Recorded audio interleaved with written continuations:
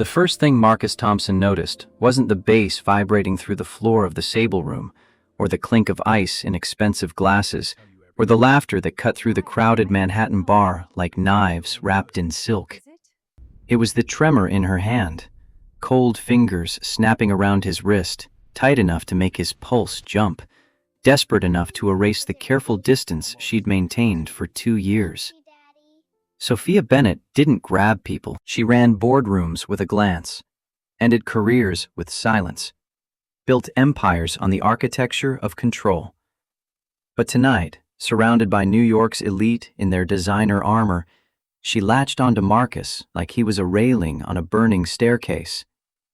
She leaned close, breath shallow, perfume sharp with something dark like cedar and winter. Her voice came out raw, panic dressed as command. "Take me home, right now, or you're fired."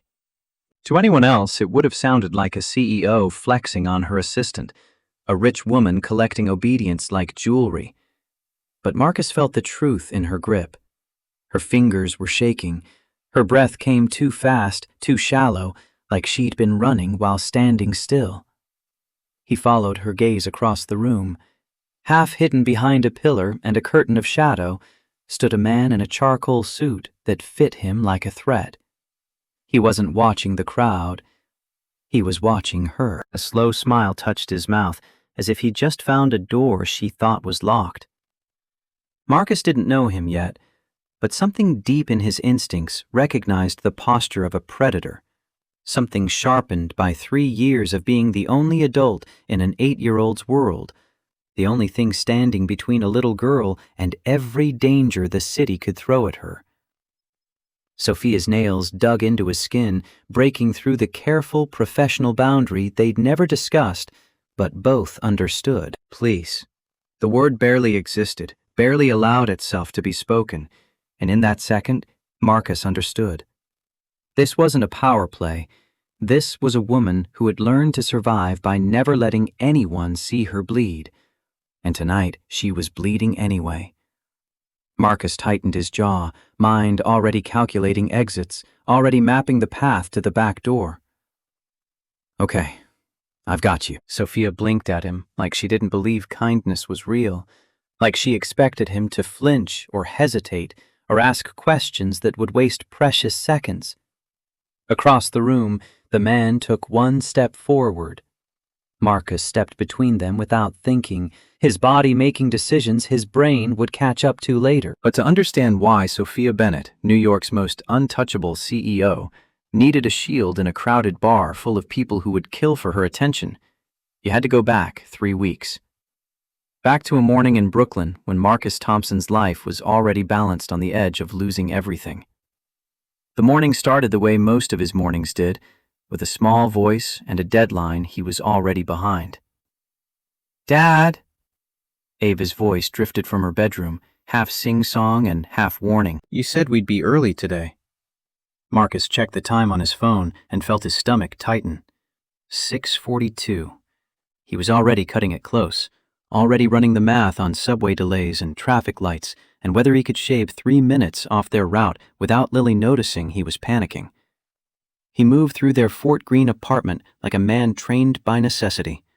Coffee brewing, toast popping, backpack zipped, hairbrush located and deployed like a tactical weapon. The apartment was small, rent-controlled, inherited from an aunt who'd believed in family more than profit. It was the only reason Marcus could afford to live in a neighborhood where his daughter could walk to a decent school, where the streets felt safe enough that he didn't spend every working hour imagining disasters. Lily stood in her doorway wearing mismatched socks and a school uniform that somehow always looked like it had fought a battle overnight. Her eyes were bright, curious, unbothered by the weight Marcus carried for both of them.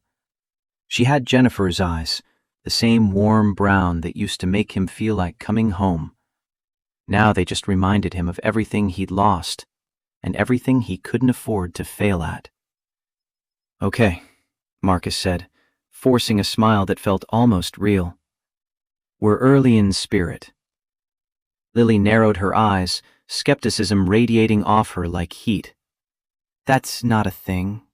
Marcus crouched to fix her collar, fingers working on autopilot while his mind raced through the day ahead.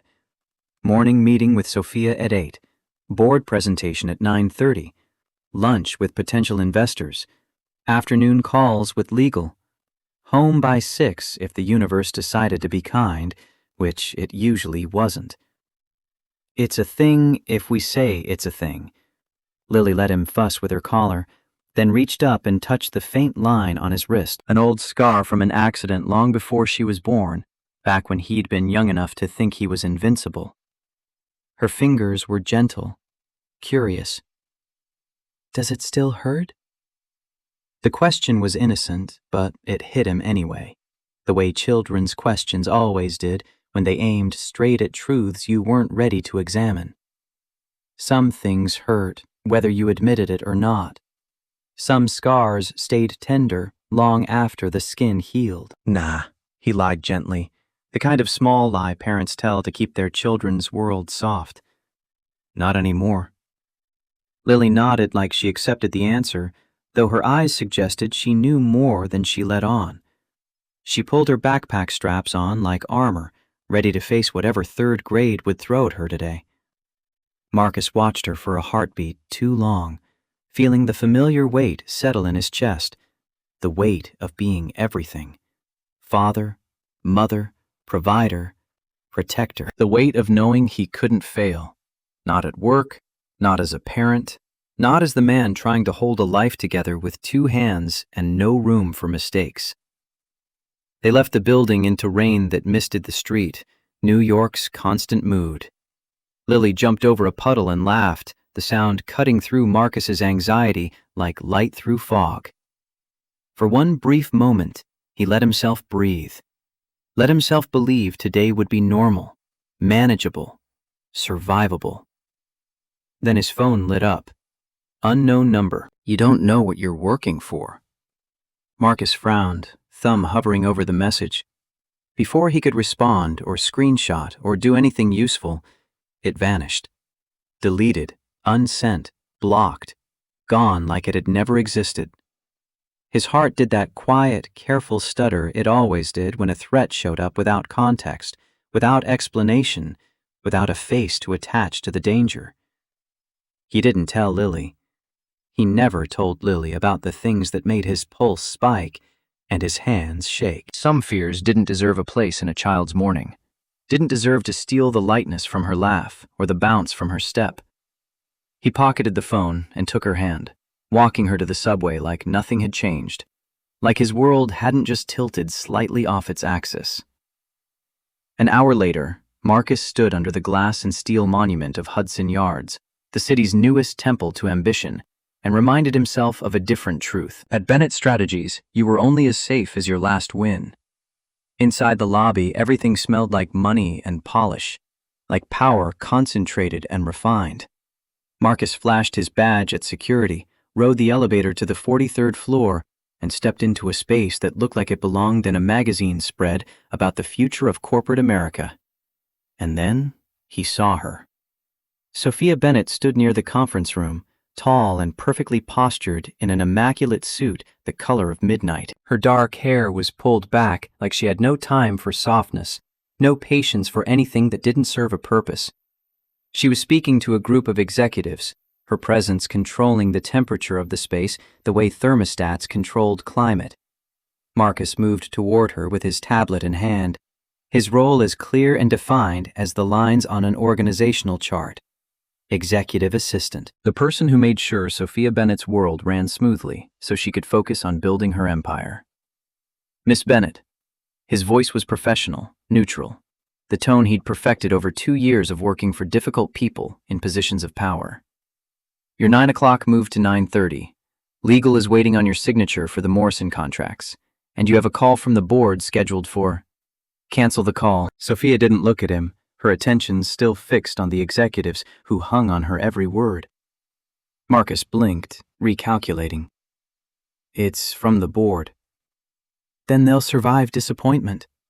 She turned then, her eyes landing on him with the kind of precision that made people understand why she'd built a multi-million-dollar consultancy before she turned 35. Gray eyes, sharp as surgical steel, unreadable as encrypted code. Carter. The syllables came out clipped, efficient. You're late. He wasn't, but he didn't correct her. He'd learned early that correcting Sophia Bennett was like correcting the weather. Pointless, exhausting, and likely to make your day worse. I apologize. Sophia's gaze flicked down to his wrist for half a second, catching on the old scar before snapping away like acknowledging vulnerability was a mistake she couldn't afford to make. Don't apologize. Fix it. And that was Sophia Bennett in a sentence. No sympathy, no warmth, just relentless forward motion and an expectation that everyone around her would keep pace or get out of the way. Marcus nodded once. Yes, ma'am. As she walked away, her heels clicked against the marble floor like punctuation marks ending a conversation he hadn't realized was over. Marcus exhaled slowly, feeling the tension that always came with being in her orbit. He'd worked for difficult people before. Demanding bosses, unreasonable clients, executives who treated assistants like furniture that occasionally needed instructions. But Sophia was something else. She wasn't cruel in the way some rich people were cruel, didn't insult for sport or scream for effect. She just erased you. If you failed, you disappeared from her world like you'd never existed, like you were a line item deleted from a spreadsheet. Marcus had seen it happen to 3 people in the 2 years he'd worked here, gone without fanfare, without explanation, just suddenly absent from the office and replaced by someone new who would learn the same hard lessons about what it meant to work for the Ice Queen. That's what the office called her when she wasn't listening, half joke, half genuine fear. Marcus didn't call her anything. He just worked, kept his head down, did his job with the kind of precision that came from knowing he couldn't afford to be the next person erased, because there was a little girl in Brooklyn who believed her dad could do anything. And Marcus had built his life on never letting that belief crack. Over the next 3 weeks, Marcus learned Sophia's rhythms the way musicians learn scales. She didn't eat lunch, didn't smile unless someone earned it, didn't speak about her personal life in any way that suggested she had one. No photos on her desk, no family stories, no warm edges, just work, meetings, strategy sessions that lasted until midnight, and a reputation that preceded her like weather. The office called her the Ice Queen, but Marcus noticed other things. Small details that didn't fit the narrative of a woman made entirely of ambition and control. He noticed how Sophia flinched when someone came up behind her too quickly, how she kept her office door open, not because she trusted people, but because closed doors gave someone else control, how she wore long sleeves even on warm days, how her phone sometimes lit up with messages that made her go completely still, like a statue hearing footsteps in the dark. Once he saw her hands shake as she poured coffee in the break room. She noticed him noticing.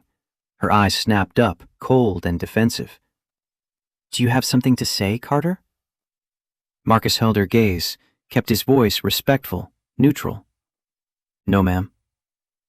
A beat of silence stretched between them, heavy with unspoken things. Then she steadied her hands with what looked like sheer force of will and walked away, leaving Marcus standing there, wondering what kind of pressure it took to make someone that controlled show cracks. Later that day, he passed her office and heard something rare. Not words, not a phone call, not the usual sounds of corporate warfare, just silence. Heavy silence. The kind that sounded like someone holding their breath for years, waiting for permission to exhale. Then one afternoon during week 3, Lily's school called.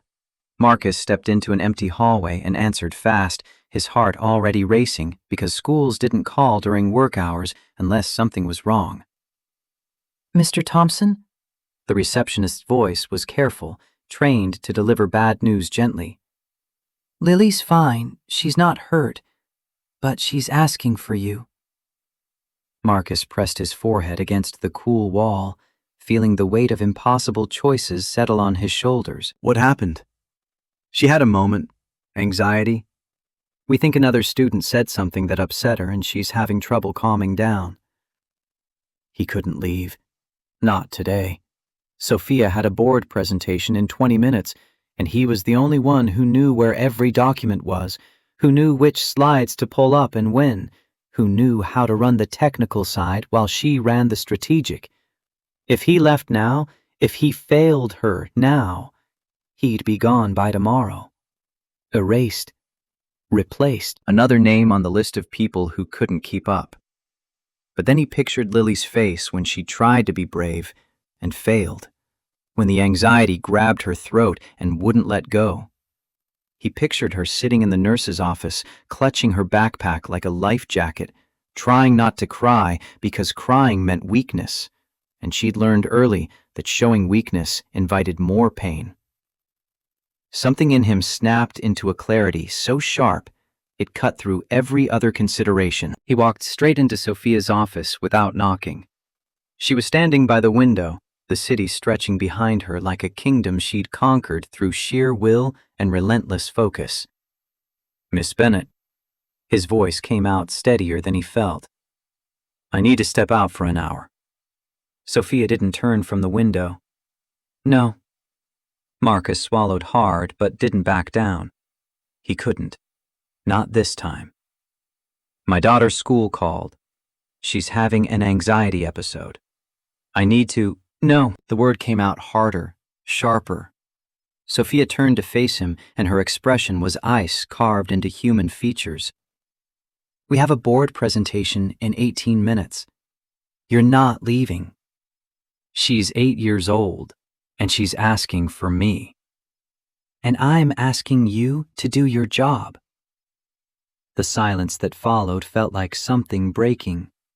Marcus saw it clearly then, the choice laid out in front of him with brutal simplicity. His job or his daughter? His career or his child? The thing that paid the rent or the thing that made the rent worth paying? "I'm sorry." He meant it, even knowing it wouldn't matter. "I have to go." He turned and walked out before she could fire him, before she could say the words that would end his employment and upend his life. Better to make the choice himself than wait for her to make it for him. Outside on the street, he called a car, hands shaking as he typed the school's address. His phone buzzed with messages from the office, from Sophia's calendar reminder about the board meeting, from the system logging his absence. Each notification felt like a nail in a coffin he was building for himself. But then he thought about Jennifer's last words to him, about how he was always working and never home, about how he'd promised to do better and then she died before he could prove he meant it, about how he had one chance to not fail the same way twice. And that chance was sitting in a nurse's office, trying to breathe through panic while her father chose between her and everything else. Marcus found Lily exactly where he'd pictured her, small and scared on a plastic chair, clutching her backpack like it was the only solid thing in a world gone liquid. Her eyes lit up when she saw him, then filled with tears like she'd been holding them back until she was safe enough to let go. Marcus knelt in front of her, and everything else fell away. The job, the consequences, the fear of what came next. None of it mattered as much as this, as being here when she needed him, as proving that some things were more important than ambition or success or keeping up appearances. "Hey." His voice was soft, careful. "Talk to me." Lily sniffed, fighting for control. "I thought you wouldn't come." The words hit him like a fist to the chest. 3 years since Jennifer died, and his daughter still thought she might be abandoned. Still thought the people she loved might disappear without warning. Marcus's throat tightened, but he kept his voice steady. "I will always come. Always. Do you understand?" She studied him like she needed to be sure, like she was weighing his words against every other promise adults had made and broken. Then she leaned forward and pressed her forehead against his, a small, quiet gesture that was her way of anchoring herself. Marcus closed his eyes, centered himself in the moment. "Breathe with me."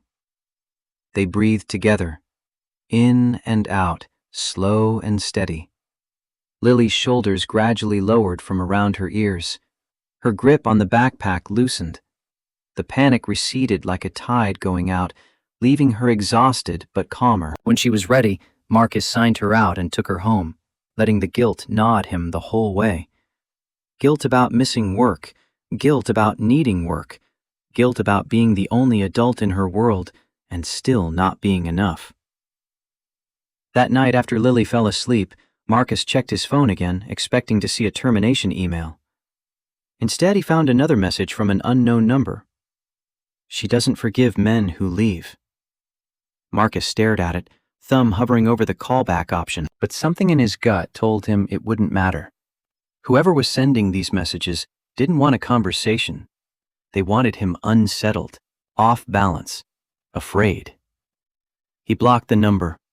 The message stayed in his head anyway, lodging itself between his thoughts like a splinter. The next morning, Marcus walked into Bennett Strategies, expecting to be stopped at security, expecting his badge to be deactivated, expecting the quiet, efficient removal that came with being erased from Sophia Bennett's world.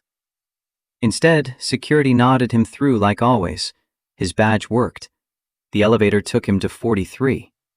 Everything was exactly as he'd left it. Except Sophia was waiting in her office, door open, her eyes tracking him as he stepped off the elevator. Marcus walked to his desk, set down his bag, pulled up his calendar, waited for the axe to fall. It took 5 minutes. 5 minutes of pretending to review emails before her voice cut through the quiet office. "Carter, my office." He stood, straightened his tie, and walked the 15 steps that felt like walking to an execution. Sophia sat behind her desk, hands folded, expression unreadable. Marcus stood in front of her and waited for the words that would end everything. "You're back." Not a question, an observation. "Yes, ma'am." Silence stretched between them, heavy and strange. Sophia's eyes held something Marcus couldn't identify. Not anger exactly. Something more complicated. "Your daughter." Another observation, not a question. "How old is she?" Marcus hesitated, wrong-footed by the question. 8. "Her name?" "Lily." Sophia looked down at her desk, fingers tapping once against the wood. When she looked up again, something in her face had shifted. Not softer, just less fortified. "Next time, give me advance notice. I'll adjust the schedule." Marcus blinked, certain he'd misheard. "I'm not fired? Did I say you were fired?" "No, but I left during a board presentation. And you came back." Sophia's voice was quiet, almost gentle, and somehow that was more unsettling than her usual ice. "Children need their parents, Carter. More than parents need jobs." She said it like she was reading from a script she'd memorized but never fully believed, like the words came from somewhere deep and old, a place she usually kept locked. "I appreciate you're dismissed." Back to business, back to walls, back to the Sophia Bennett everyone knew. But Marcus had seen the crack, brief as lightning, and it changed something in how he saw her. Over the next 2 weeks, Marcus watched Sophia more carefully, not invasively, not inappropriately, just with the attention of someone who'd glimpsed something true beneath a performance. He saw her scan every room she entered, always noting exits. Saw her tense when men stood too close. Saw the way she controlled her environment with obsessive precision, like safety was something you built through vigilance and never let yourself stop building. During week 2, she declined a meeting with a potential client, a man named Richard Calloway, who'd offered a $2 million contract. Marcus was curious enough to mention it. "Mr. Calloway seemed eager to work with us." Sophia's jaw tightened almost imperceptibly. "I don't work with people I don't trust." "You don't know him well enough to—" "I know enough." Her tone said the subject was closed. But Marcus saw her hands shake slightly as she gathered papers, saw the way she kept her distance from the conference room where Calloway had waited. Small things. Fractures in the armor. Signs of something Marcus didn't have enough information to understand, but couldn't quite ignore. Then came the invitation that would change everything. The annual networking event at the Sable Room required attendance for executives. Sophia hated these nights. Marcus could tell, even though she never said it. He saw how she tightened before walking into crowds, how she scanned rooms like she expected danger to be wearing a smile and expensive cologne. The night arrived with all the polish Manhattan could provide. The Sable Room lived up to its name, all velvet shadows and golden light. The kind of place where people came to pretend they were safe while conducting the careful warfare of business networking. Marcus kept close behind Sophia, his role clear. Carry her phone, check messages, keep time, run interference when conversations ran long. He wasn't security, wasn't a bodyguard, but being a black man raising a daughter in New York taught you to read danger fast, taught you which streets to avoid and which smiles hid threats, and how to position yourself between your child and whatever the world might throw at her. Those instincts never turned off. Even here, surrounded by wealth and power and people who considered themselves civilized, Marcus's awareness ran on high alert. Sophia moved through the crowd like she belonged, which she did, chin lifted, shoulders squared, smile measured and deployed strategically. She greeted investors, shook hands with board members, traded compliments sharp enough to cut. Marcus carried her phone, checked messages, kept her on schedule. Everything was almost normal. Almost. Then at 8:45, Sophia froze mid-sentence. It was subtle, a hitch in her step so brief most people wouldn't notice. But Marcus noticed. He'd spent 2 years learning to read her, learning which silences meant irritation and which meant calculation, and which meant something else entirely. This silence was different. This silence was fear. Marcus leaned in slightly, voice low. "Miss Bennett?" Sophia didn't answer. Her gaze was locked on a corner of the bar where shadows gathered thick. Marcus followed her stare and saw him. A man in a charcoal suit, hair dark and styled with the kind of precision that suggested control extended to every detail. He leaned casually against a pillar, drink in hand, but there was nothing casual about the way he watched Sophia. His eyes were bright with something Marcus couldn't name but recognized instinctively. Amusement mixed with ownership. Satisfaction mixed with threat. When Sophia met his gaze, the man smiled slowly, like a lock clicking shut on a door she'd thought she'd escape through. Sophia's breath caught. Marcus saw her hand twitch near her sleeve, saw her body remember something her mind was trying to forget. Fight or flight responses coded so deep they bypassed conscious thought. Then she moved fast, reaching for Marcus with desperate precision. Her fingers closed around his wrist hard enough to hurt, nails digging into skin. She leaned close, lips brushing his ear, and the words came out raw and shaking. "Take me home, or you're fired." Marcus felt it then. The truth beneath the command. This wasn't a power play. This was survival. This was a woman who had learned to wrap panic in authority because authority was the only language people believed when it came from her mouth. He whispered back, careful not to draw attention. "Who is that?" Sophia's voice cracked like ice under pressure. "Don't." Marcus turned slightly, putting himself between Sophia and the man's line of sight. He dropped his voice lower, speaking with a gentleness he usually reserved for Lily. "Evelyn." He used her first name without thinking, broke the professional boundary without permission. "Tell me." Her grip tightened until he felt his pulse hammer against her fingers. When she spoke, the words came out small and broken. "He's my ex-husband, Jordan." The name landed heavy, significant, a key turning in a lock Marcus hadn't known existed. Jordan Hayes. Marcus looked across the room again and saw the man's expression shift, saw him lift his glass in a small toast that felt like a threat. saw his lips move, forming words Marcus couldn't hear, but could read clearly enough. "Come here." Sophia's face went pale, color draining like someone had opened a valve. Her eyes flicked toward the exit, then back to Jordan, trapped animal mathematics calculating whether the jump would be worse than staying. Marcus made a decision. It wasn't heroic or dramatic or anything worth noting, except that it was the kind of decision fathers make without ceremony every day. The decision to step between your child and danger. To make yourself the shield, because that's what being responsible for someone means. He turned to Sophia, voice steady despite everything. "Okay, we're leaving." Sophia blinked at him. "Marcus, I'm not asking." He kept his tone gentle but firm, the way he talked to Lily when she was scared and needed someone else to make the decisions. "We're going." He guided her through the crowd, one hand firm at her elbow, the other holding his phone like a weapon he might need. People tried to stop them. A board member called Sophia's name. A potential investor reached for her attention.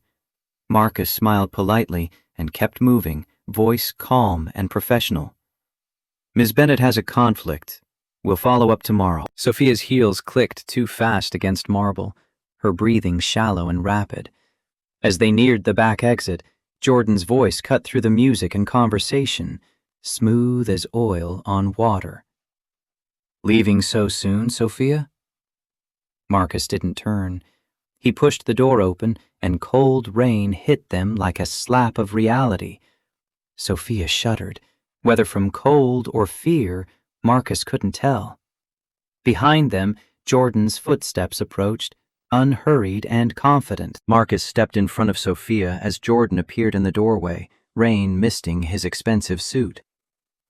"Sophia." Jordan's voice was close now, intimate in a way that made Marcus's skin crawl. "You look beautiful when you're afraid." Marcus turned then, meeting Jordan's eyes directly. He didn't look away, didn't flinch, held the gaze until Jordan's smile widened with something ugly beneath the charm. "And you must be the help." Marcus kept his voice level, professional. "She's leaving."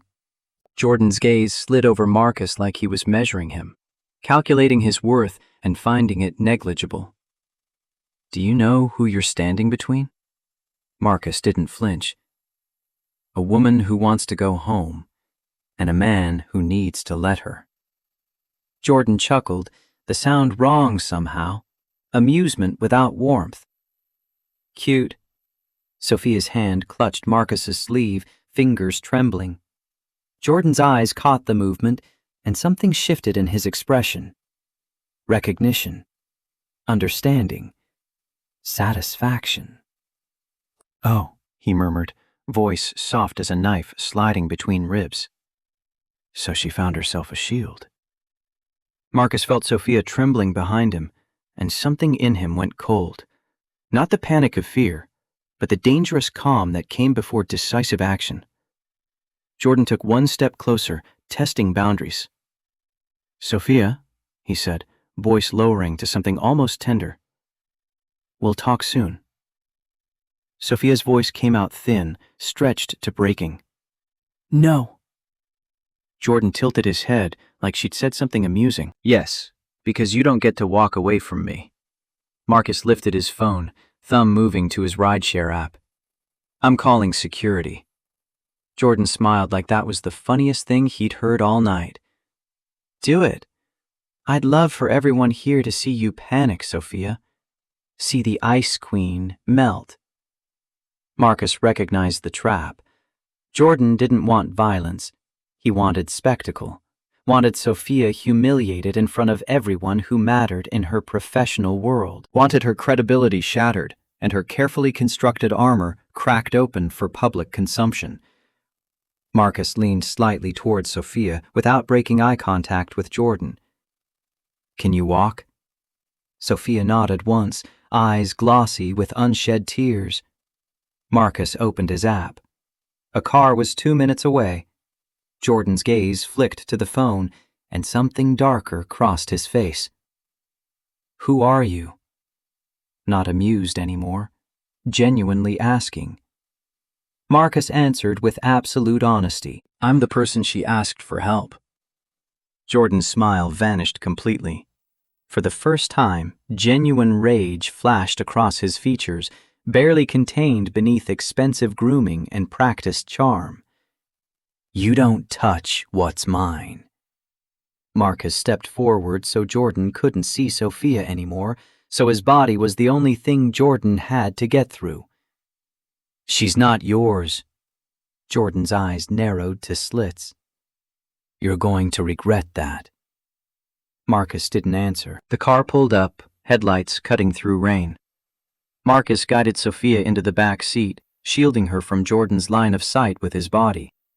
As he slid in beside her, he caught one last look at Jordan, standing in the rain like a curse made flesh. Jordan lifted 2 fingers to his lips, then pointed at Sophia. A silent threat. A promise. Then the car moved, and Sophia's breath finally broke, dam cracking after holding back floodwaters. She folded toward Marcus, not touching him but existing close enough to borrow safety, to feel less alone in whatever hell she'd been living through. Marcus stared out the window at neon blurring in rain and understood with perfect clarity that he just made himself part of something dangerous, that his wrist still ached where Sophia had grabbed him, not from pain, but from the truth of it. Someone had taught this woman that survival was something you had to claw for. And Marcus Thompson, single father, executive assistant, man with too much to lose, and a daughter who believed he could protect her from anything, had just made himself her shield. Sophia's apartment on the Upper West Side was everything Marcus expected from a woman who'd built an empire before 40. High ceilings that made sound echo like you were standing in a cathedral of success. Clean lines that suggested control extended to every detail of existence. Expensive art that didn't feel personal, just carefully curated to project the right image to anyone who might see it. But when the door shut behind them, Sophia sagged against it like she'd been holding herself upright with pure will, and the performance was finally over. Marcus stayed near the entrance, careful not to invade space she hadn't offered. Rain dripped from his jacket onto marble floors that probably cost more than a year of his rent. Do you want me to call someone? Sophia shook her head quickly, violently almost, like the suggestion itself was dangerous. No. Her voice came out harsh, angry at its own weakness. Marcus nodded, respecting the boundary even as every instinct told him she shouldn't be alone tonight. Okay. Silence settled heavy between them. Rain tapped against floor-to-ceiling windows overlooking a city that never stopped moving, never stopped demanding, never gave anyone permission to break down. Sophia's arms wrapped around herself, a gesture so different from her usual posture it made her look smaller somehow. Vulnerable, in a way Marcus suspected she hated more than anything. Then, in a voice that barely held together, she spoke the truth neither of them could avoid anymore. You wasn't supposed to find me. Marcus felt something tighten in his chest, protective instinct rising like a tide. How long has he been around? Sophia's laugh was short and humorless, all edges and broken glass. Always. She turned her face away, but Marcus saw her shoulders rise and fall like she was fighting a war in her lungs, like breathing had become something that required conscious effort. Sophia. He kept his voice gentle, the way he talked to Lily when she woke from nightmares. What did he do? Her eyes snapped to his, and for a second, Marcus thought she would cut him down with words, reassert the professional distance they'd maintained for 2 years. But her strength was exhausted, and truth was pressing up inside her like blood behind teeth. He didn't hit me at first. The words came out careful, like she was picking through a minefield of memory. Not in the way people imagine. Marcus stayed still, every part of him focused on listening without judgment, without interruption. He edited my world. Sophia's voice trembled, but she kept going, momentum carrying her through territory she'd probably never spoken aloud. decided who I could talk to, what I could wear, what I could say, made me apologize for things I didn't do, made me think I was lucky he tolerated me. Marcus's jaw tightened, but he didn't speak. This wasn't about him or his anger. This was about her finally saying things that had lived in silence too long. And when I tried to leave, her voice broke completely. She stopped, gathered herself with visible effort. He made sure I understood I couldn't. Marcus felt his fists clench at his sides, rage at a man he barely knew but understood perfectly. Jordan Hayes, the kind of predator who wore expensive suits and charming smiles and destroyed people from the inside out. Why didn't you tell anyone? The question came out softer than he intended, genuinely trying to understand.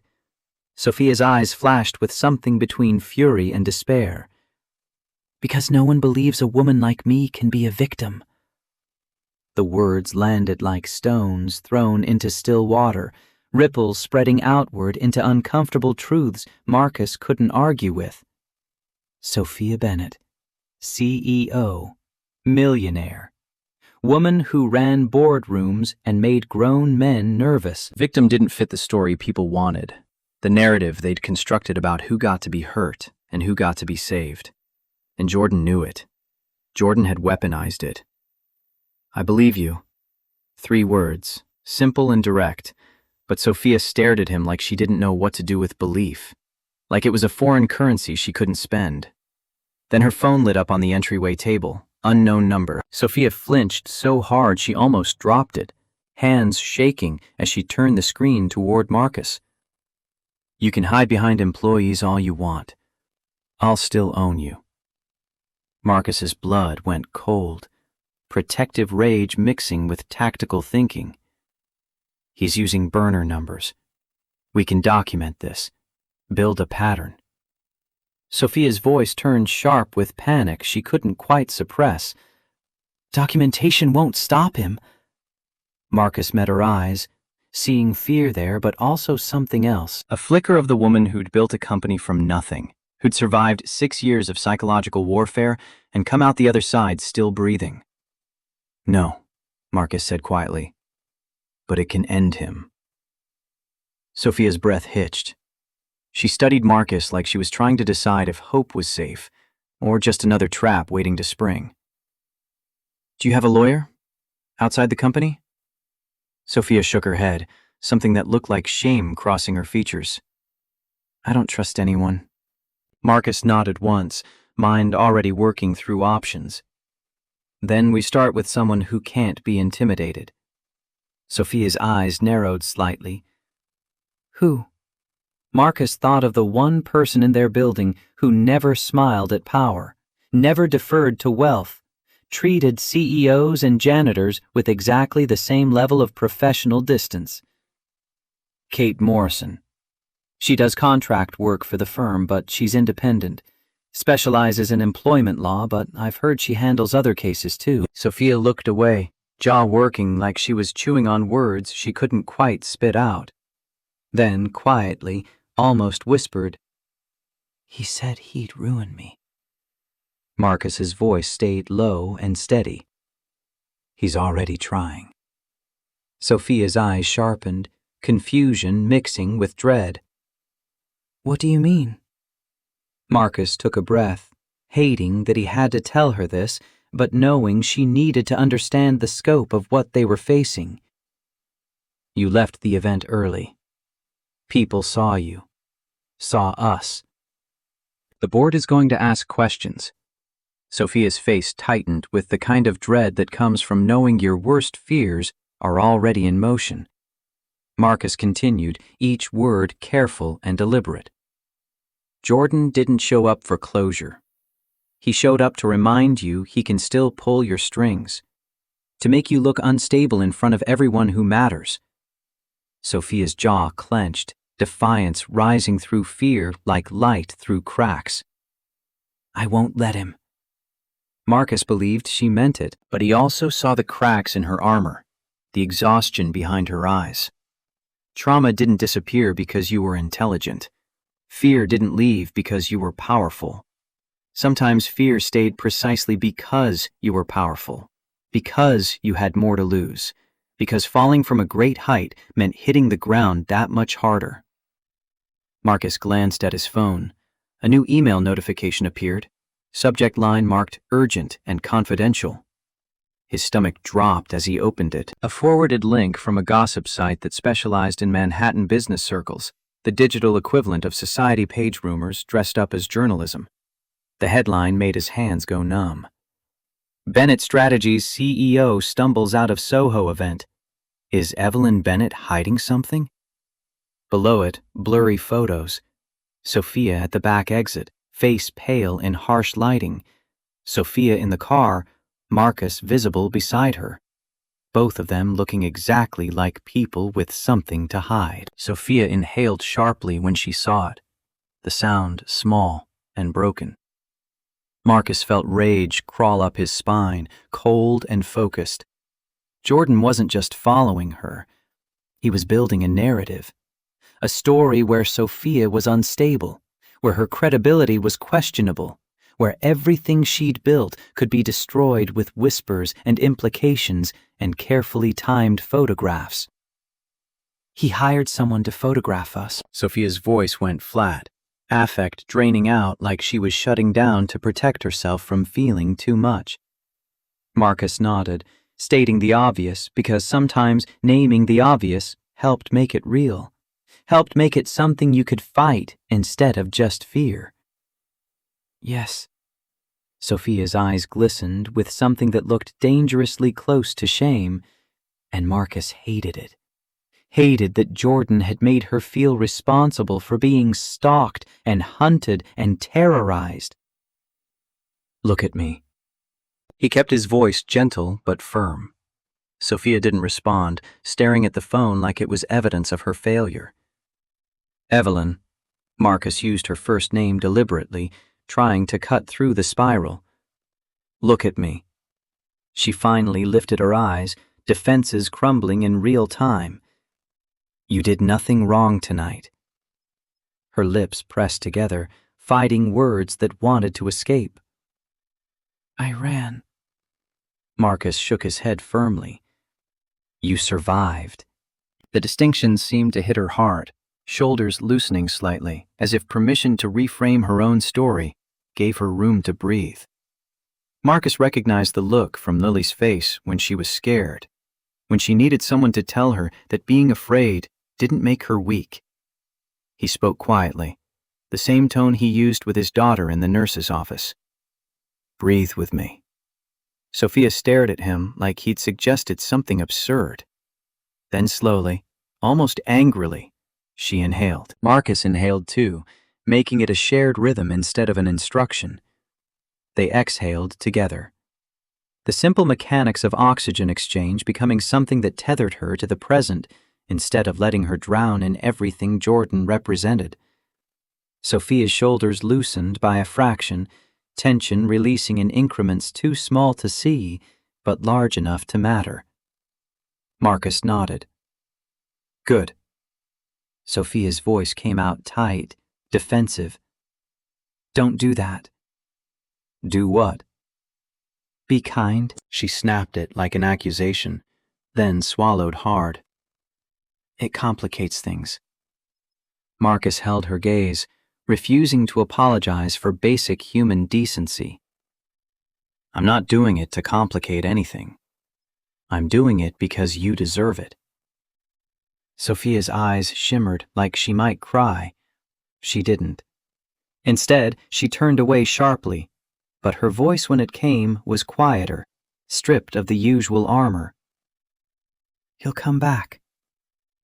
Marcus nodded, accepting the reality because denying it would be useless. Then we're ready.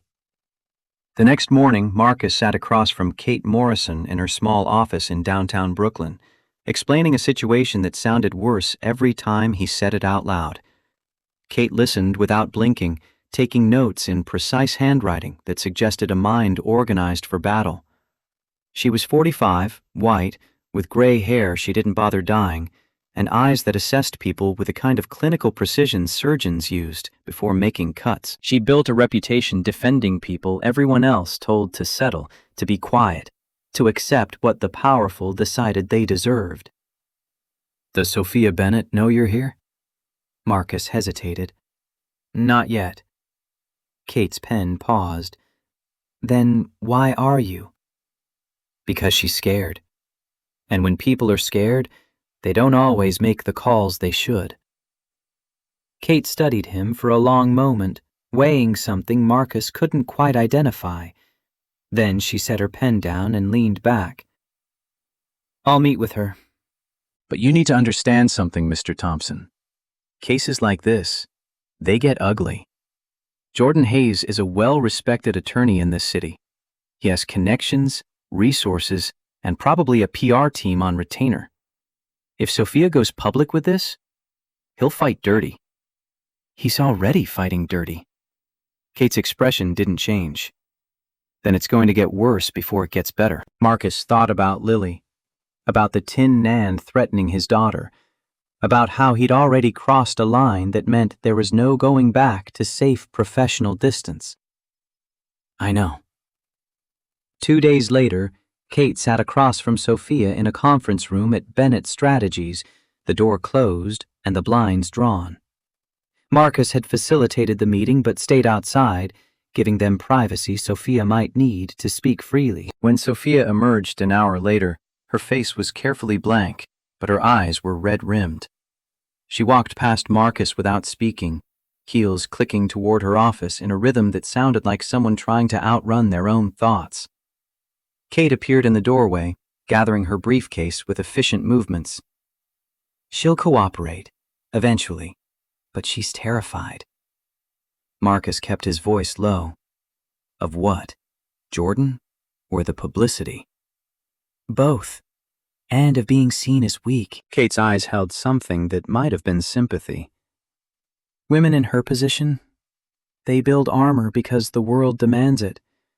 Asking them to take it off, even to protect themselves, feels like inviting annihilation." Marcus understood that better than he wanted to. He'd built his own armor after Jennifer died. Walls around grief and guilt and the terror of failing Lily, the way he'd failed his wife, by always working, always absent, always choosing career over family, until there was no family left to choose. "What do we do?" Kate's smile was sharp, professional. "We document everything, every message, every sighting, every threat. We build a case so airtight Jordan can't charm his way out of it. And if he escalates?" Kate's expression went cold in a way that suggested she'd seen escalation before and survived it. "Then we're ready." But Jordan did escalate. Because predators don't retreat quietly, they punish. Within a week, new stories appeared on gossip sites and business blogs. Anonymous sources claiming Sophia was unstable. A leaked audio clip that supposedly captured her slurring words at a company event, though the voice sounded digitally altered to anyone listening carefully. Rumors she'd been hospitalized for exhaustion, for addiction, for mysterious illnesses that suggested weakness hiding beneath her perfect facade. None of it was true, but truth didn't matter as much as narrative, and Jordan was building a narrative brick by carefully placed brick. Then, one afternoon, Marcus got a call from an unknown number. He answered cautiously, standing in an empty stairwell where no one could overhear. A smooth male voice spoke his name like a question that already knew the answer. "Marcus Thompson." Marcus froze, every nerve suddenly on high alert. "Yes?" "You're a devoted father. That's admirable." Marcus's throat tightened, dread pooling cold in his stomach. "Who is this?" A chuckle, warm and friendly, and completely wrong. "You already know." Marcus's pulse hammered against his ribs. "Jordan." "Very good. You know, I've been learning about you. Single father, working 2 years for Sophia, lives in Fort Greene with a sweet little girl named Lily." Marcus's vision sharpened with rage so pure it felt like clarity. "What did you say?" Jordan sighed like Marcus was being difficult, like this was all very reasonable. I said, "How is your daughter?" "Lily, right? 8 years old, bright eyes, cute laugh. Goes to PS 234, I believe." Marcus's voice came out low and dangerous, barely controlled. "Don't say her name." Jordan hummed thoughtfully. "Protective? Of course you are. Any good father would be." Marcus's grip tightened on the phone until plastic creaked. "If you come near her..." Jordan cut him off, voice suddenly sharp beneath the charm. "If you keep standing near Sophia, you'll learn what it feels like to lose something you love." Marcus's breath came fast, mind racing through scenarios he'd spent 3 years trying to prevent. Lily getting hurt. Lily disappearing. Lily paying the price for choices Marcus made. "You think you're her hero." Jordan's voice softened again, poisonous honey over broken glass. "But you're just convenient. When she's done with you, she'll toss you aside like everyone else." Marcus swallowed hard, fighting to keep his voice steady. "What do you want?" Jordan's answer came quick and clear, rehearsed probably, planned for maximum impact. "I want Sophia back where she belongs. Quiet, grateful, obedient." Marcus's stomach churned with disgust. "That's not going to happen." "Then I'll take everything she built. Her company, her reputation, her peace of mind." Jordan paused for effect. "And maybe I'll take yours too." The line clicked dead. Marcus stood in the stairwell, shaking. Not from fear for himself, but from terror for Lily. From rage that Jordan had touched her life with words alone, had made her a target just by existing in Marcus's world. He closed his eyes, forced himself to breathe, to think clearly instead of just reacting. Then he did what he always did when panic tried to swallow him. He chose action over paralysis. He walked back into the office, found Sophia reviewing contracts in her usual position of perfect control, and said with a voice tight enough to crack, "He called me." Sophia's face drained of color, pen freezing mid-signature. "He mentioned Lily." Sophia stood so fast her chair rolled backward into the wall. Her eyes flashed with something raw and furious, and for the first time, Marcus saw genuine rage break through her careful composure. "I will kill him." The words came out quiet, factual, like she was stating an intention as simple as scheduling a meeting. Marcus shook his head, fighting his own instinct to match her fury. "No." Sophia's jaw clenched hard enough that muscles jumped. "He doesn't get to touch your child." Marcus stepped closer, lowering his voice so anyone passing wouldn't hear the conversation that could destroy both their careers. "He's trying to make us reckless. We don't give him that." Sophia stared at him like she was trying to remember how to breathe, how to think instead of just feel. Marcus spoke slowly, each word deliberate. "We end him the clean way, the way that lasts."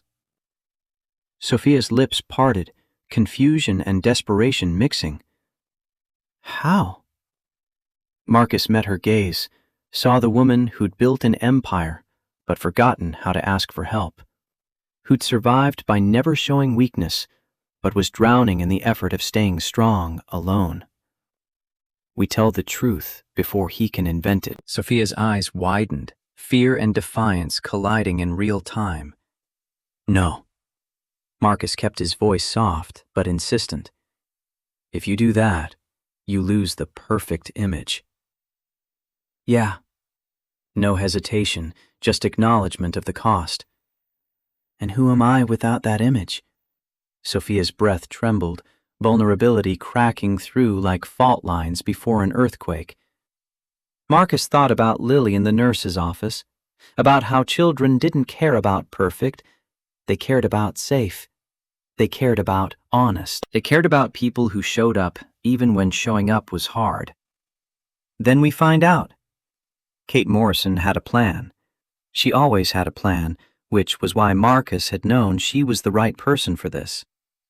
They met in her office again, this time with Sophia present, sitting rigid in a chair that probably cost less than her shoes, but looking more vulnerable than Marcus had ever seen her. Kate laid it out with the precision of someone who'd done this before, who knew the territory and the tactics and exactly how dirty things would get. We go public, not with accusations, but with facts. We control the narrative before Jordan controls it for us. Sophia's hands gripped the armrests like she was holding herself in the chair through force of will. The board will ask for my resignation. Some of them will, but some won't. Kate pulled out a folder thick with documentation. We have his messages. We have witness testimony from Marcus about the confrontation at the Sable Room. We have the pattern of escalation. It's not enough to prosecute. No, but it's enough to get a restraining order. And it's enough to make him look like exactly what he is when he tries to destroy you publicly. Sophia breathed out slowly, calculation mixing with terror. He'll retaliate. Kate's expression didn't soften. He will. That's why we need to be smarter, faster, and more prepared than he expects. Marcus spoke up from where he stood near the window, watching rain streak glass and blur the city outside. What about my daughter? If we do this, if we make it public, does that put her in more danger? Kate turned to him, respect in her eyes for asking the right question. Honestly, short term, maybe. Jordan will be angry, and angry men do stupid things. But long term, public scrutiny is your best protection. Stalkers thrive in silence. Abusers count on victims staying quiet. The moment you make noise, you make their job harder. Marcus thought about that, weighing Lily's immediate safety against the long game of teaching Jordan that terror only worked in the dark. He thought about Jennifer's last words, about always working and never being present, and made a different choice than he would have made 3 years ago. Okay. Sophia looked at him sharply. You don't have to. I'm already in this. Marcus met her eyes. He already made it about Lily when he said her name.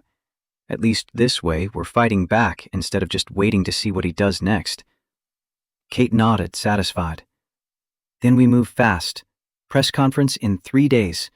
That gives us time to prepare statements, brief friendly reporters, and get ahead of whatever Jordan's planning. Sophia's voice came out small. I don't know if I can do this. Kate leaned forward, voice firm but not unkind. You've been doing it for 6 years. You've been surviving him every day. This is just survival with witnesses. The night before the press conference, Sophia stayed late at the office. Marcus found her standing at her window overlooking the city, lights spreading out like stars fallen to earth. She didn't acknowledge his presence, but didn't ask him to leave either. I'm still afraid. The admission came out barely above a whisper. Marcus stepped beside her, careful to maintain distance, but close enough that she wasn't alone. I know. Why are you doing this? She finally turned to look at him, genuinely asking. Marcus thought about all the real reasons, about power imbalances and men who used strength to hurt instead of protect, about wanting Lily to grow up in a world where predators didn't win just because their lawyers were better. About Jennifer and how he'd failed her by always choosing work over family, and how maybe helping Sophia was a way to prove he'd learned something from that failure. But what he said was simpler and more true than all of that combined. Because I have a daughter, and I want her to grow up believing men like Jordan don't get to write the ending.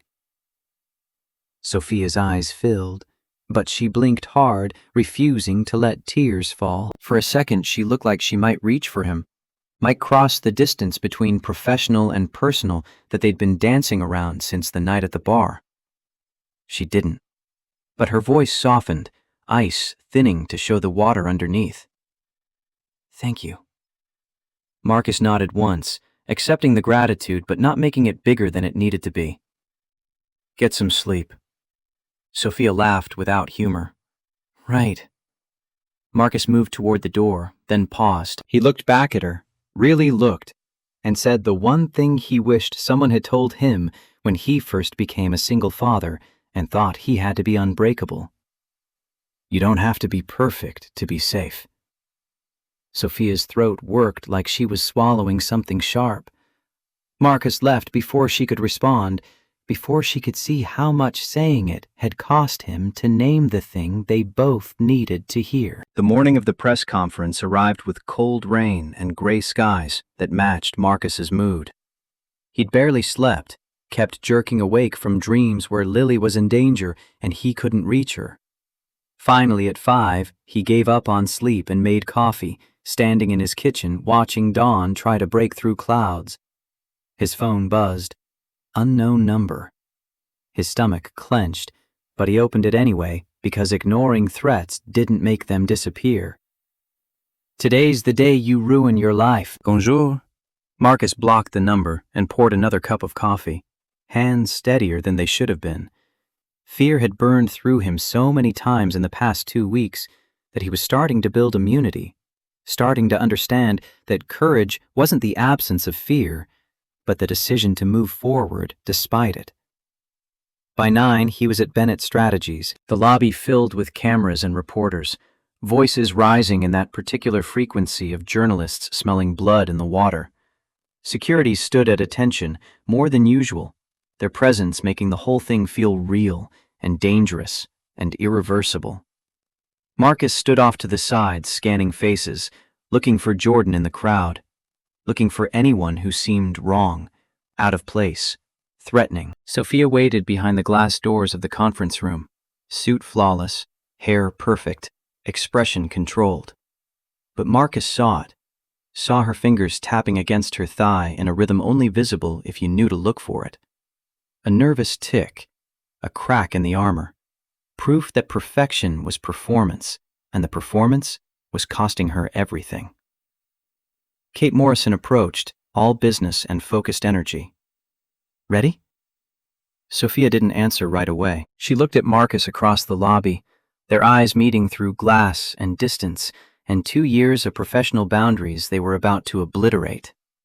Marcus met her gaze and gave her a small nod. Not encouragement like a cheerleader, not pressure like a boss, just a quiet message that meant, you are not alone. Sophia inhaled deeply, shoulders settling into the posture she'd perfected over years of pretending to be invincible. Then she stepped forward. The doors opened. Flashbulbs exploded like small stars dying. Sophia walked to the podium like she was walking into a storm she'd decided to face instead of run from. Her eyes swept the room, and for one heartbeat, fear flickered across her face, visible to anyone paying attention. Then she spoke, voice clear and steady. My name is Sophia Bennett, and today I'm going to tell you the truth. The room went still in that particular way crowds do when they sense blood in the water, when the carefully constructed walls between public and private are about to collapse. Cameras focused with mechanical precision, recording every micro-expression that might later be dissected for weakness. Sophia's hands gripped the edges of the podium, knuckles pale against dark wood. Marcus watched her from the side, saw the moment she gathered herself, saw the decision to speak truth cost her something measurable. For years, I maintained a public image of perfection because I believed it was necessary for survival in my industry. Her voice carried without amplification, trained for boardrooms and investor meetings and spaces where weakness meant elimination. But now she was weaponizing that training for something else entirely. In the past, I was married to Jordan Hayes. A murmur rippled through the reporters like wind through wheat. Names were typed into phones, searches conducted in real time, the machinery of modern journalism grinding into motion. That marriage was abusive, not always with bruises, often with control. A reporter near the front raised his hand, eager. Sophia lifted her own hand, palm out. No, you don't get to interrogate my pain for entertainment. The room quieted again, chastened or shocked into respect. Sophia's eyes hardened, steel reinforcing vulnerable admissions. He isolated me. He threatened me. He manipulated my professional relationships and attempted to destroy my credibility when I left. She paused, letting the words sink into recording devices and notebooks and the collective consciousness of people who would shape how this story got told. Then she said the sentence that would change everything. The one that made this more than just personal confession. I stayed silent because I thought silence would protect me. I was wrong. Marcus felt something shift in the room, felt the narrative pivot from scandal to something harder to dismiss. Sophia reached down and lifted a folder Kate had prepared, opened it with steady hands that betrayed nothing of the terror Marcus knew she was fighting. These are messages, recent threats, time-stamped, verified. She placed printouts on the podium like evidence in a trial, each one a small detonation of privacy for the sake of survival. Cameras clicked wildly, zooming in on text that would be analyzed and debated, and probably questioned by people who'd never experienced this particular brand of terror. And these are surveillance images from the Sable Room on the night Jordan Hayes approached me. More papers, more evidence, more pieces of a life she'd tried to keep private, now spread out for consumption. Sophia's chin lifted, defiance mixing with vulnerability in proportions Marcus suspected she'd practiced in mirrors to get exactly right. And this is my statement. I will no longer allow my abuser to control the story. A shout from the back, aggressive and disbelieving. Are you accusing Jordan Hayes of a crime? Sophia's gaze cut through the room like a scalpel. I'm stating facts. My legal team will handle the rest.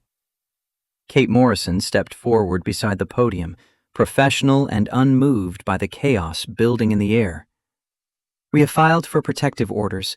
We have submitted evidence to the appropriate authorities. Any further harassment will be treated accordingly. The room erupted into questions, hands shooting up, voices overlapping in the universal language of journalists sensing a story bigger than they'd expected. Marcus scanned the crowd again, instinct telling him something was wrong before his conscious mind caught up. Then he saw it. Movement near the side entrance, security shifting nervously. A tall figure in a charcoal suit pushing past hired muscle with the confidence of someone who believed rules were suggestions for other people. Jordan Hayes. He walked like he owned the building, like objections were merely background noise to be ignored. His smile was sharp and ugly, satisfaction radiating off him like heat. Marcus's blood went cold, every protective instinct flaring to life. He started moving toward Sophia before thinking it through, before calculating consequences, just raw instinct to put himself between her and danger. Jordan's voice cut through the chaos, loud and performative. Sophia! The room fell silent instantly, journalists turning en masse toward the interruption. This was better than they'd hoped for. Drama unfolding live, with all the rawness of unscripted confrontation. Security tried to intercept, but Jordan shoved past them with casual violence, entitled rage barely contained beneath expensive grooming. He walked toward the podium like a man reclaiming stolen property, eyes locked on Sophia with an intensity that made Marcus's skin crawl. Sophia's face went white, color draining like someone had opened a tap. But she didn't step back. Didn't run, just stood there, gripping the podium like it was the only solid thing in a tilting world. Jordan reached the front of the room, close enough that cameras captured every detail of his expression. Fury and amusement, and something darker, something that enjoyed this public spectacle of claimed ownership. Kodang lam zive? Making up stories to cover an affair? His voice dripped with false concern, the kind abusers use when they want witnesses to question the victim's credibility. Sophia's hands trembled, but her voice stayed level, each word costing her, but coming out anyway. I'm telling the truth. Jordan laughed, the sound echoing off marble and glass. He turned to address the cameras, the reporters, playing to an audience he assumed would believe the charming, successful attorney over the woman he'd spent years teaching to doubt herself. The truth? Or a PR strategy to justify sleeping with your employee? He gestured toward Marcus with casual cruelty, reducing 2 years of professional work and 1 night of genuine protection to something sordid and simple. Marcus stepped forward then, inserting himself between Jordan and Sophia before conscious thought had time to warn him about consequences. Jordan's eyes found him, recognition sparking into contempt. Ah, the hero arrives. Marcus kept his voice steady despite rage singing in his veins. I know exactly who you are. Jordan's smile widened, vicious satisfaction bleeding through manufactured charm. Do you? And who am I? Marcus thought about Lily, about Jennifer, about every woman who'd ever been told her pain was exaggeration or manipulation or strategy. He thought about the 3 years he'd spent learning to protect someone smaller and more vulnerable, learning that real strength meant using your body as a shield instead of a weapon. You're a man who's run out of people to control. Jordan's expression flickered, mask slipping for half a second to show genuine rage underneath. Then he moved fast, not quite attacking, but invading space with aggressive intent. Masculine posturing dressed up as accident, designed to intimidate without leaving evidence of assault. Marcus didn't flinch. He raised his arm instinctively, blocking Jordan's advance with the same wrist Sophia had grabbed at the bar. The old scar showed pale against his skin, visible to cameras that would replay this moment endlessly in the days to come. Security finally caught up, 2 large men in suits grabbing Jordan's arms. Police officers who'd been standing by moved forward, professional and unhurried. Jordan struggled, the civilized veneer cracking completely. This is ridiculous! Do you know who I am? One of the officers, a woman in her 40s with the exhausted patience of someone who'd heard that question too many times, responded with perfect calm. Mr. Hayes, you need to come with us. Jordan's eyes went wild, searching the room for allies or escape routes or anything that would restore the control slipping away. He fixed on Sophia again, voice rising to a shout. This isn't over! You'll regret humiliating me! Sophia's voice came out quiet but carrying, amplified by microphones still recording every syllable for posterity and legal proceedings and the court of public opinion. I regret letting you live in my head for so long. The words hit Jordan visibly, stopping his struggle for half a second. Truth delivered with simplicity that cut deeper than anger or fear ever could. Then he was being pulled backward, still shouting, still making threats that would later be used as evidence of exactly the pattern Sophia had described. The lobby stayed silent as he disappeared through the doors, his voice echoing back until distance or closing elevators finally muted it. Sophia stood behind the podium, shoulders trembling, breathing hard.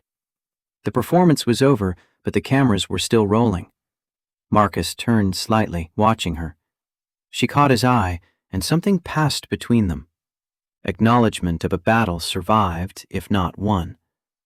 Her eyes were wet, but she didn't let tears fall, still holding herself together through force of will that Marcus found both admirable and heartbreaking. She addressed the reporters one more time, voice softer now but still clear. Thank you for your time. Then she stepped away from the podium and walked toward her office, heels clicking against marble in a rhythm that sounded like someone trying to outrun their own breaking point. The aftermath came in waves. First, the immediate chaos of reporters shouting questions, security clearing the lobby, Kate Morrison handling press inquiries with the efficiency of someone who'd prepared for exactly this scenario. Then the slower aftermath of headlines spreading across the internet, trending topics on social media, think pieces written by people who'd never met Sophia, but had strong opinions about her choices. Some praised her bravery, Others called it a calculated move to salvage a reputation already damaged by scandal. The internet did what it always did, turned pain into debate, made suffering into content, reduced human complexity to takes and countertakes and engagement metrics. Sophia read none of it. Kate filtered everything, presenting only what was legally necessary and shielding her from the full force of public opinion. But the weight of it still pressed down, visible in the tension around Sophia's eyes, the way she moved through the office like someone walking through deep water. Marcus kept working, kept doing his job even though everything had changed in ways neither of them could fully name yet. The professional boundaries they'd maintained were gone, burned away by Jordan's public accusation and the shared trauma of that lobby confrontation. But what replaced those boundaries wasn't clear yet, hadn't crystallized into something either of them could acknowledge out loud. 3 days after the press conference, Marcus got a call from a headhunter, a management position at a consulting firm across town, salary double what he made now, better title, clear path to advancement, the kind of opportunity he would have jumped at a year ago. He listened to the pitch, thanked them, said he'd think about it. Then he sat in his apartment after Lily went to sleep and stared at his phone, weighing futures against each other. Stay at Bennett Strategies and live under the shadow of what had happened, knowing everyone would whisper about him and Sophia regardless of truth. Or leave and prove Jordan right, prove that Marcus was just convenient, temporary, disposable. The next morning, he walked into Sophia's office without knocking, a liberty he'd never taken before, but somehow felt earned now. She looked up from her desk, surprise crossing her features before settling into the careful neutrality she'd rebuilt in the days since going public. "I got a job offer." Sophia's expression didn't change, but something shifted in her eyes, a flicker of feeling quickly suppressed. "Congratulations." Marcus stayed standing, hands in pockets, because if he didn't occupy them, he might reach for something he had no right to reach for. "I'm thinking about taking it." "You should." Her voice was professional, stripped of anything personal. "You deserve better than being collateral damage in my life." Marcus shook his head, frustrated by the distance she was rebuilding between them. "That's not why I'm considering it." "Then why?" He took a breath, trying to find words for something he hadn't fully articulated to himself yet. "Because people are going to talk. About you and me. About whether there's something inappropriate happening, and I don't want that used against you." Sophia leaned back in her chair, studying him with those gray eyes that saw too much. "You're leaving to protect my reputation?" "I'm leaving so the board can't force you to fire me. So Jordan can't claim you promoted me for personal reasons. So everything you built doesn't get destroyed because I happened to be standing next to you when your ex-husband showed up." Silence stretched between them, heavy with things neither could say in an office where walls had ears and HR departments had policies. Finally, Sophia spoke, voice soft enough that it wouldn't carry past the door. "What if I don't want you to go?" Marcus felt something crack in his chest. Want mixing with wisdom, mixing with the practical knowledge that staying would make both their lives harder. What you want and what's smart aren't always the same thing. "No," she agreed quietly. "They're not." Marcus nodded once, decision made even though it hurt. "I'll give 2 weeks' notice. Help transition everything. Make sure whoever comes next knows how you like things done." Sophia's jaw tightened like she was holding back words that would complicate everything further. Instead, she just said what the moment required, professional and distant and completely insufficient. "Thank you for everything, Marcus." The use of his first name instead of his last name felt like both gift and goodbye. He turned to leave before either of them could say anything that would make leaving impossible. His hand was on the doorknob when her voice stopped him. "For what it's worth, these past weeks, having you there..." She paused, choosing words carefully. It reminded me what it feels like when someone shows up without needing something in return. Marcus looked back at her, saw vulnerability she usually kept locked away, saw the woman underneath the armor who'd forgotten what safety felt like until circumstances forced her to accept help. You deserved someone to show up. You always did. Then he left, before the conversation could go places that would make the next 2 weeks unbearable. Time moved strangely after that. Marcus worked his notice period with meticulous attention to detail, documenting every process and preference, creating manuals for a replacement who would never quite fit the space he'd occupied. Sophia maintained professional distance, their interactions brief and focused solely on work. But sometimes he'd catch her watching him, expression unguarded for just a moment before the mask came back. And sometimes he'd see exhaustion in her posture at the end of long days, see her shoulders curve under weight she was still learning to share. Jordan stayed away, bound by a temporary restraining order that kept him 500 feet from Sophia at all times. His law firm quietly asked him to take a leave of absence while they investigated the allegations. Public opinion remained divided, but pressure was building. Other women coming forward with stories of Jordan's behavior during depositions and contract negotiations, pattern emerging from what he'd dismissed as isolated incidents. 2 weeks became 10 days, became 5. Marcus's last day approached like a deadline neither of them acknowledged until it arrived with gray skies and the particular sadness of endings. He packed his desk in the early morning before most people arrived, saving Sophia from the awkwardness of public goodbye. Personal items fit into one box, testament to how carefully he'd maintained boundaries, how little of himself he'd allowed to show in this space. He was carrying the box toward the elevator when Sophia's door opened. "Marcus." He turned, finding her backlit by office lights, suit perfect, but eyes tired.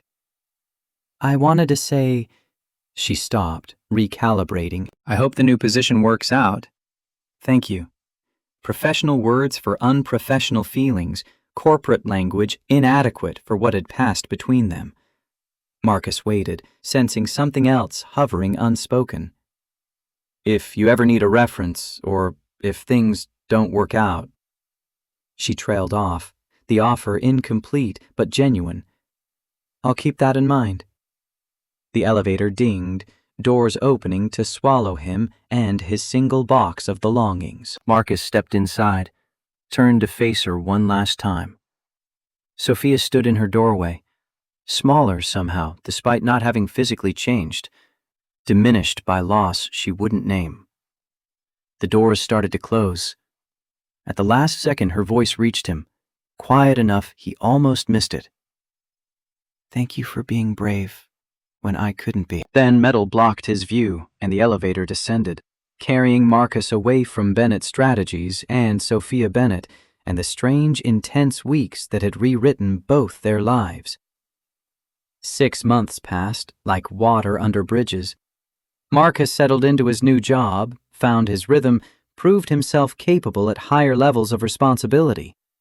The position was good, the people decent, the work engaging enough to keep him interested without consuming him the way his old job had. He picked Lily up from school at reasonable hours now, made dinner without rushing, helped with homework without checking his phone every 5 minutes. They developed new routines, small rituals that made their 2-person family feel complete instead of diminished. Jennifer's absence still hurt, but the grief had softened into something Marcus could carry without being crushed by it. He'd learned to forgive himself for all the nights he'd worked late, all the moments he'd missed chasing career advancement that seemed meaningless now.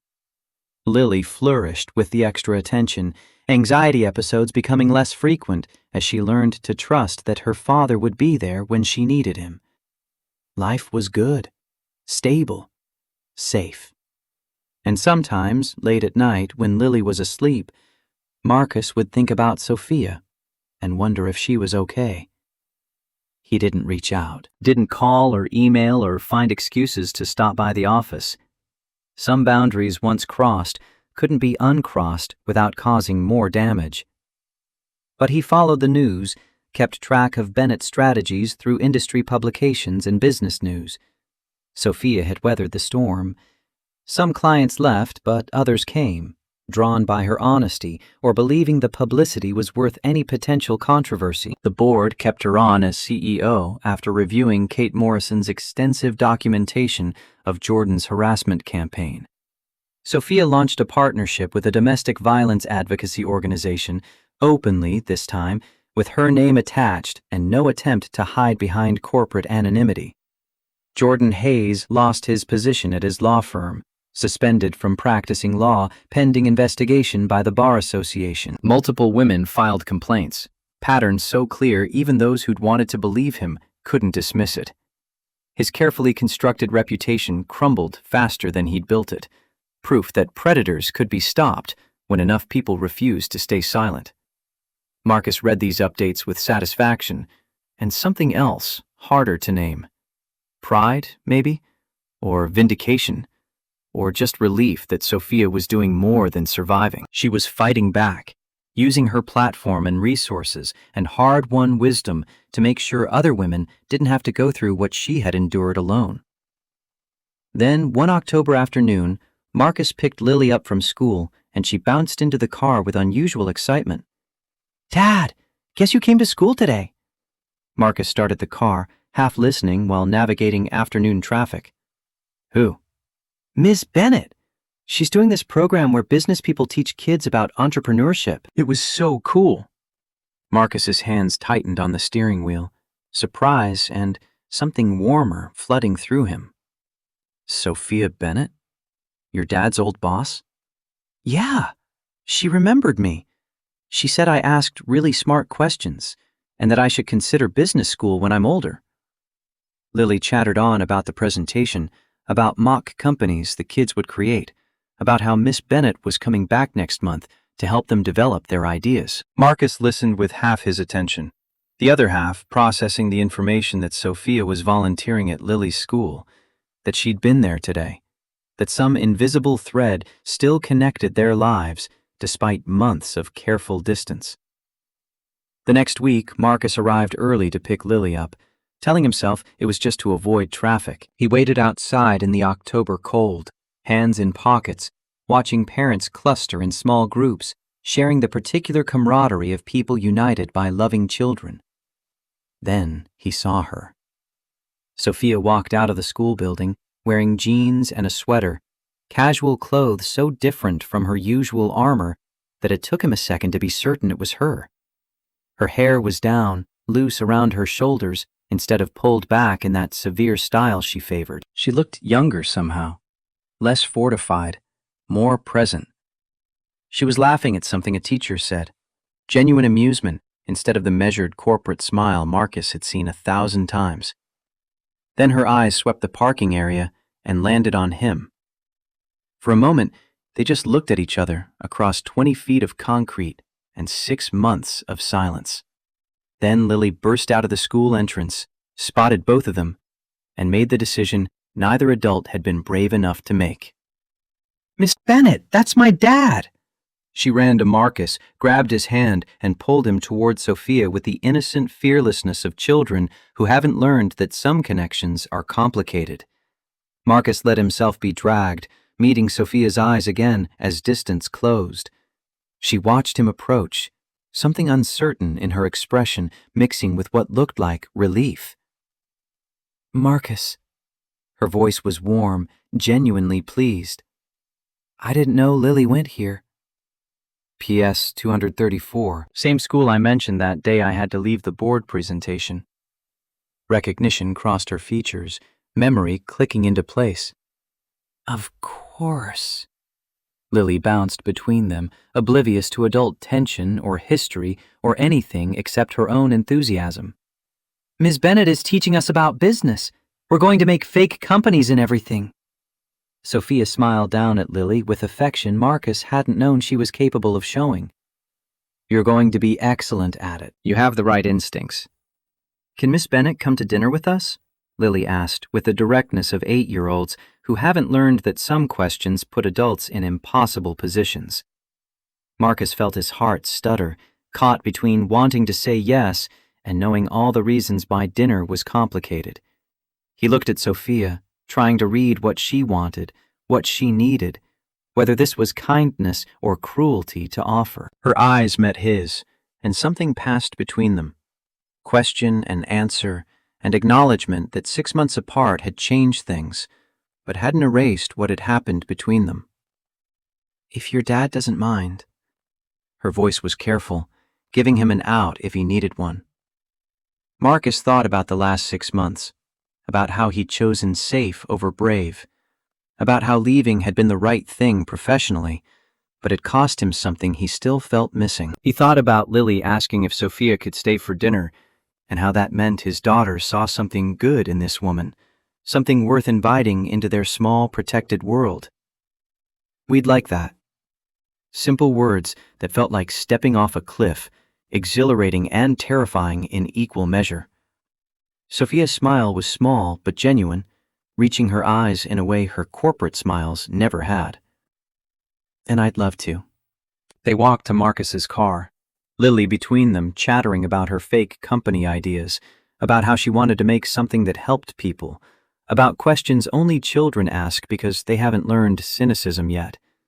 Sophia listened with real attention, asking follow-up questions that showed she took Lily seriously, that she respected intelligence regardless of age. Marcus drove to their apartment, hyper-aware of Sophia in his passenger seat, of how strange and right it felt to have her in this space that belonged to his real life instead of his professional one. Brooklyn streets familiar as breathing, his neighborhood with its bodega on the corner and the park where he took Lily on weekends, the ordinary geography of a life he'd built carefully to be safe and stable. The apartment looked smaller with Sophia in it, her presence making him see the space through her eyes.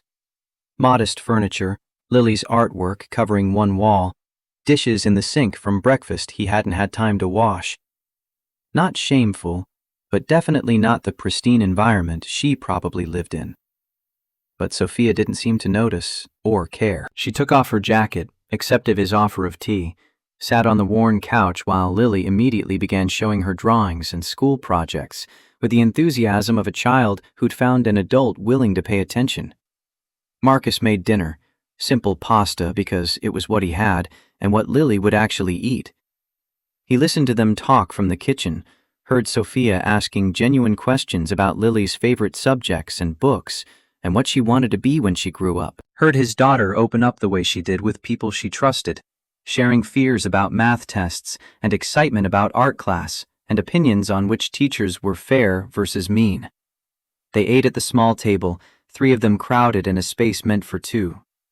Lily dominated conversation, which was fine with Marcus. It gave him space to watch Sophia without having to make small talk, to see how she relaxed in increments, shoulders lowering, smile coming easier, defenses dropping now that she wasn't performing for investors or board members or the world that demanded she be perfect.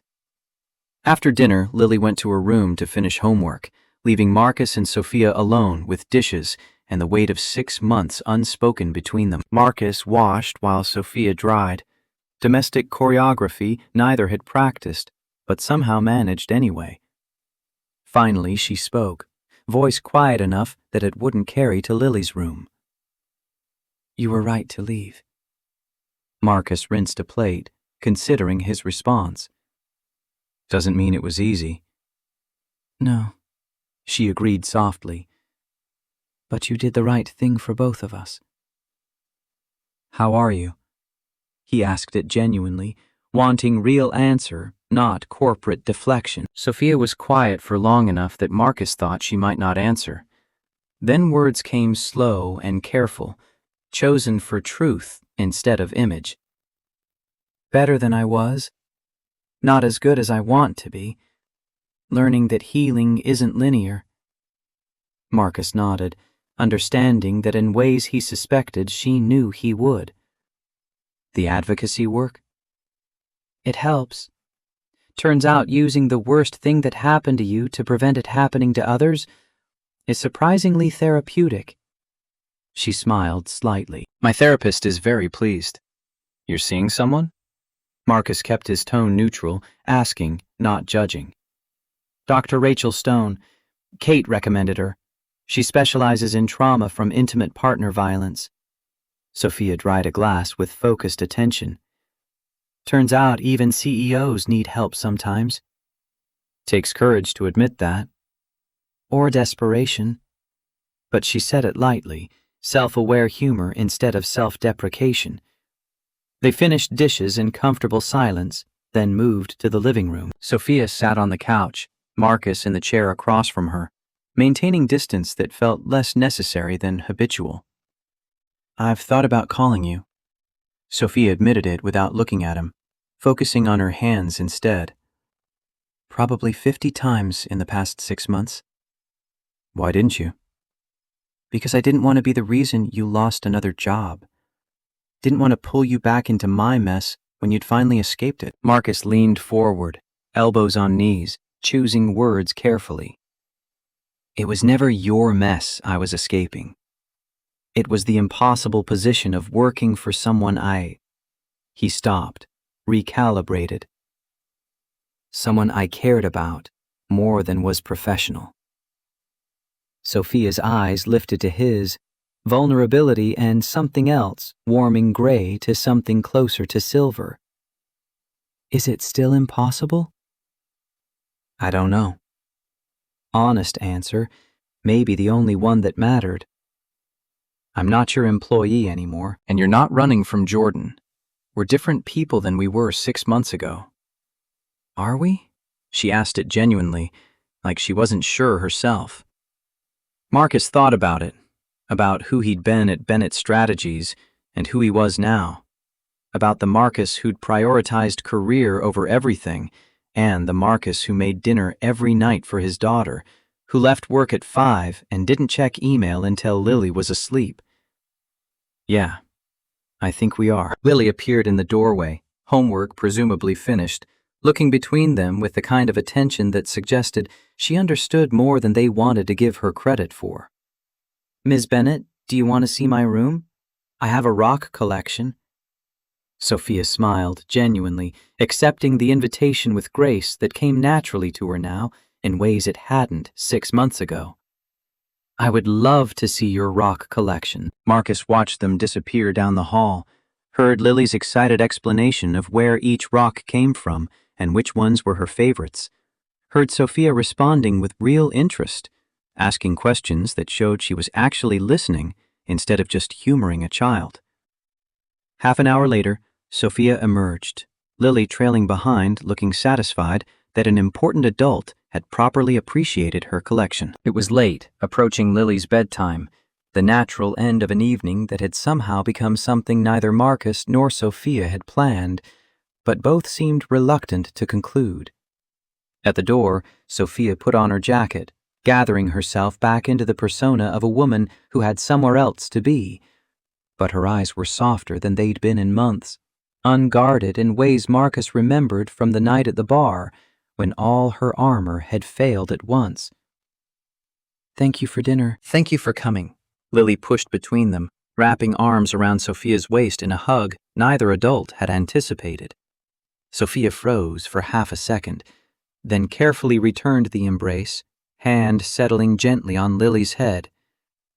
You're cool, Ms. Bennett. Sophia's laugh was surprised and genuine. You're pretty cool yourself, Lily. Marcus walked her to the building's entrance, leaving Lily upstairs with strict instructions to start getting ready for bed. Outside rain misted the streets, New York's perpetual weather painting everything in shades of gray. They stood under the awning, close enough to share dry space, but not quite touching. I'm scared again. Sophia admitted it quietly, vulnerability she'd learned to voice instead of hide. Marcus understood without her having to explain. Scared of hope, of connection, of letting someone matter when everyone who'd mattered had either died or hurt her. Yeah. Just agreement, no false reassurance or promises he couldn't guarantee. Sophia seemed to appreciate the honesty, shoulders relaxing slightly. Can I Her voice caught. Can I do this again? Come back? Marcus looked at her, really looked, seeing the woman who'd survived Jordan and public scrutiny and the hard work of healing, seeing someone brave enough to ask for what she wanted, even when asking meant risking rejection. Yeah, I'd like that.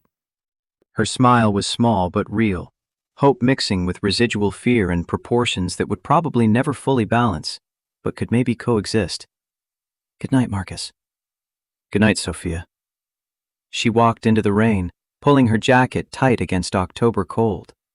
Marcus watched until she disappeared around a corner, then climbed back to his apartment, where Lily waited with questions he wasn't sure how to answer. But as he helped her brush teeth and pick out clothes for tomorrow, and read the bedtime story she was probably too old for but still wanted, Marcus felt something he hadn't felt in months. Not quite happiness, but maybe the beginning of it. Not quite healing, but moving in that direction. And later, lying in bed, staring at the ceiling, he thought about Sophia's question. Whether this was still impossible, or whether enough had changed to make it possible. Whether they'd earned the right to try something real after everything that had brought them together.